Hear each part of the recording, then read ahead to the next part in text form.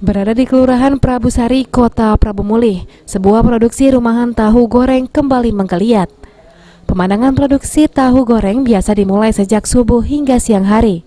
Sejak 1997, usaha rumahan ini sudah eksis di Kota Prabu Mulih.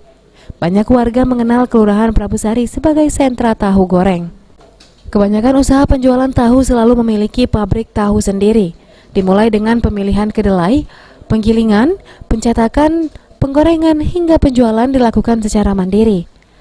Pemilik usaha mengatakan awal kemunculan virus corona, produksi tahu di Kelurahan Prabusari sempat dikurangi akibat minat pembeli yang turun sebesar 20 hingga 30%. Namun saat ini tingkat penjualan mulai merangkak naik, meski harga kedelai mencapai 7.800 per kilogramnya. Alhamdulillah, kalau sekarang sudah stabil lagi. Stabil lagi? Ya. Ya. Nah, untuk harga, itu ada berapa harga? Kalau untuk harga itu bermacam-macam, dari harga 6.000, 7.000, 8.000, 10.000, 12 sampai 15.000 dalam satu kantongnya ini. Itu bedanya? Beda besar sama kecil ukurannya. Jadi ukurannya yang beda. Kalau tahunya itu, kalau per ancaknya ini 30.000 satu ancak ini.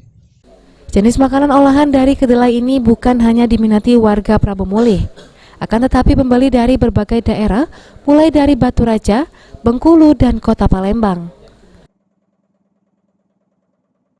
Ini sering beli di sini? Iya. Untuk apa tahunya? Dimakan. Bukan dijual lagi ya? Hah? Bukan dijual lagi. Dalam seminggu berapa kali beli tahu di sini? Tergantung sih. Tergantung, kalau pengen beli tahu ya beli tahu. Enak enggak tahunya? Enak. Enak. Oleh dibeli oleh enak. Enak. Dengan naiknya harga kedelai sejak 2 bulan terakhir, salah satu pelopor pembuat tahu goreng ini berharap pandemi COVID-19 segera berakhir, karena berdampak terhadap omset para pengusaha tahu goreng rumahan. Penny Firdaus, PAL TV.